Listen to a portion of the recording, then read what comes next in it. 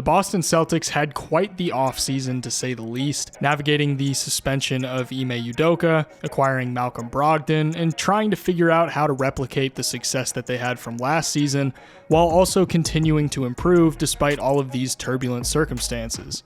Luckily for them, Jayson Tatum has taken his game to an entirely new level. As amazing as he already was last season, being frequently in MVP discussions throughout all of last year, this season we're seeing Jayson Tatum reach that top 5 player caliber that he's always been thought to be capable of. We're seeing the culmination of his development as a player. He's second in the league in scoring right now with 31.6 points per game, and he's the third most efficient among the top 10 scorers with a 63.5% true shooting percentage. It's not really even a question anymore of whether or not Jayson Tatum is a superstar, but he's taken things even further and gotten even better.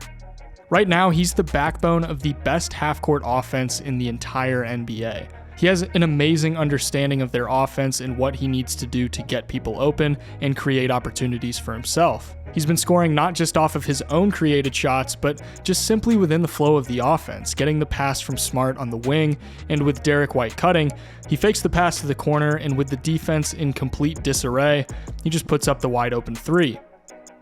This elite understanding of what's going on within their offense plays a lot into his passing as well. Here, when he's operating in the pick and roll with Horford, he dribbles to the left side wing while waiting for Grant and Horford to run this curl action at the top of the key. He waits for Grant to get the screen from Horford before finding him in stride so Grant can get the finish.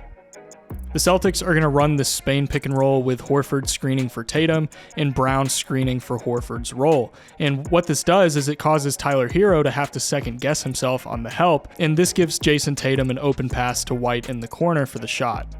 Tatum's also been integrating a lot more off-ball movement into his game, and it's unlocked both scoring and passing opportunities. This is one of the biggest developments in Jayson Tatum's game, is the fact that he doesn't need the ball in his hands to have a significant impact on their ability to put up points. Here, Smart and Griffin get into the pick and roll and keep an eye on Jayson Tatum in the corner. As Smart starts to get towards the paint and help defenses starting to slide over, Tatum just subtly flares towards the top of the key, allowing Smart a wide open passing lane to find him for the catch and shoot three. His off-ball gravity is opening up opportunities for his teammates without Tatum even having to touch the ball. He comes off of these staggered screens, and Tucker and Harris are both going to stay with him, and this leaves Jaylen Brown wide open for the uncontested shot. On this play, he's in the corner, and when Brown and Horford look like they're getting into this pick and roll, Tatum just moves up to the perimeter, bringing Michael Porter Jr. with him since Jamal Murray is already preparing to provide help on the drive. But since Tatum pulled Michael Porter Jr. off of Grant Williams, this leaves Grant wide open in the paint to get the pass for the finish. Brogdon is handling the ball up top here, and Tatum is going to cut to the top of the key, bringing his defender with him, and Horford pulls to the perimeter, bringing Jarrett Allen with him. This allows Brogdon a clear lane to the paint with less help, and with Griffin cutting towards the dunker spot, Love has to guard him, which allows Brogdon to get to the rim for the finish. The only reason that play works in the first place is because Tatum pulled his man with him out of the paint, eliminating some of the help defense. Tatum passes to Derek White in the corner, but Tatum immediately pulls back out to the perimeter, which prevents Wendell Carter Jr. from tagging White's drive. Now, once White is stopped, Tatum flares to the corner with Wendell not paying enough attention to him, and White is able to find him for the three. He doesn't need the ball in his hands to help generate opportunities. He's not stopping or stalling the offense at all. Coming off the screen from Hauser and moving to the paint, bringing Dort with him and forcing Jalen Williams to drop back towards the nail to guard the cut. This allows Hauser to come off the screen from Cornette to get the pass for the shot, and Jalen Williams is too far back to provide any contest. Now, one of the primary catalysts for Jayson Tatum's drastic improvement as a scorer this year is his increased efficiency at the rim. He was already efficient the last 2 seasons at 68%, but he's jumped up to 77% this season, putting him in that elite tier of forwards when it comes to finishing. One of my favorite things that he's integrated is this spin move that he uses to reject screens in the pick and roll. It catches the defense off guard while also giving him some downward momentum to get ahead of steam going downhill to the rim. He's also using it a bit in his face-up game to get past one-on-one matchups, and it's proven to be effective so far. He's gotten really good at taking off before he gets to the rim, which makes it harder for defenders to contest his shots since he's already airborne and at the rim by the time they're actually able to get up and contest him. Here he takes off from well outside the paint, and even though Clark gets up to contest him, Tatum puts it up so high that it almost hits the top of the backboard, giving Clark no chance of disrupting the ball. Instead of trying to take an extra step to get closer to the rim on this play, he takes off well outside the restricted area to go for the layup. Tough finishes like this, where he has to carefully angle his body around Luka and finish on the left side of the rim with his right hand, are becoming more and more frequent for him. With this elite finishing ability comes the opportunity to leverage that rim pressure into scoring opportunities for his teammates. He attacks Hero off the dribble, and Bam is going to slide over to provide help with Vonleh on the low block with Strus on him. This leaves Grant open in the corner, and Tatum slings it out to him, and Grant attacks the basket to get the finish. Here he gets downhill on Herb Jones, and Ingram is forced to decide between guarding the corner man or providing help. When Ingram commits to the help, Tatum sends it to Grant in the corner for the three. He comes off this pin down in the corner and he heads towards the paint. Philly has 3 separate defenders in there waiting to guard him, so all he does is make the easy pass out to Horford in the corner for the catch and shoot shot.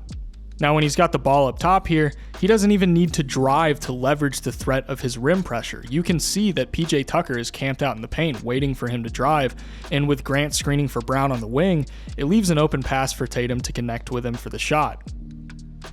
He's going to come off this screen up top, and Donovan Mitchell is down low as the lone help defender, so if Tatum drives, Mitchell is going to have to be there to provide deterrence, or he's going to risk giving Tatum an easy shot at the rim. With Mitchell angling to provide help, Tatum is able to sling it out to Smart in the corner for the three. It's one thing to be able to get to the rim and finish, but it's another thing to be able to use that threat effectively to create shots for your teammates. It's something Jayson Tatum has gotten really good at, and he seems to only be getting better. And while Tatum's offense has been incredible, his defense has taken another big step as well. He's been operating more as a defensive anchor for the Celtics with Robert Williams out of the lineup with an injury, and he's been really effective. His role isn't necessarily to guard big men, as that's still being handled mostly by Horford, Williams, and Cornette. Instead, he's been allowed to work as sort of a free safety on the defensive end in the same fashion that Robert Williams was doing last year. He's on the weak side on this play, and he's not really guarding any specific man. When Wendell Carter Jr. posts up, Tatum slides over to provide help, ultimately getting the block on him.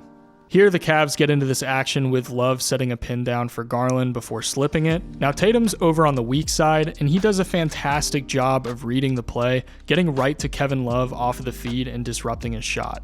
He's integrated the chase down block into his arsenal as well, letting Hero attack the closeout on this play, staying a step behind him so that he can just follow the layup and get the easy block. Here he's guarding Banchero up top, and Banchero gets ahead of steam going downhill, but Tatum does a really good job of just staying on his hip, and he slaps the ball out of his hand before Banchero can get a shot off. Their defense isn't quite the level that it was last year, but their offense is still the best in the NBA, and Jayson Tatum's continued improvement has been a large part of that. Looking at Cerebro's 5-metric suite, which covers his pure scoring prowess, three-point efficiency, floor general skills, around the rim rating, and defensive statistical impact, you can see that he's continuously improved throughout his career. I also want to point out that in the 2019-2020 season is when his three-point efficiency really jumped up, and that was kind of his first leap to stardom. And then now this second leap seems to be a bit more predicated on his scoring inside the arc, which is why we're seeing such a big jump in his pure scoring prowess this year from what it was last year. His scoring improvement also isn't just due to the fact that he's finishing better around the rim, he's also taking fewer mid-range shots and he's hitting them at a career-high clip. It's worth pointing out too that Jayson Tatum's not even 25 yet, so it's pretty likely that we're not done seeing him get better. Everything that I've talked about has resulted in Tatum taking this otherworldly leap. He was largely considered a superstar by most people last year, and it's really hard for a player to take another step after becoming a superstar, but he's doing that. To me, he's clearly top 3 in the MVP race right now. He's taken the weight of leading this team to being great despite all of the drama that they dealt with during the offseason. If he keeps this up, there's no telling how good they can be, and I see no reason they wouldn't have a good shot at making another trip to the finals this year. If you guys enjoyed this video, be sure to subscribe and leave a like. That's the #1 way to support me and help me continue making content. I'm uploading every day for the month of December, so if you guys don't want to miss a video, go ahead and subscribe while you're here. Thank you so much for watching and supporting me and my content, and I'll see you guys in the next one.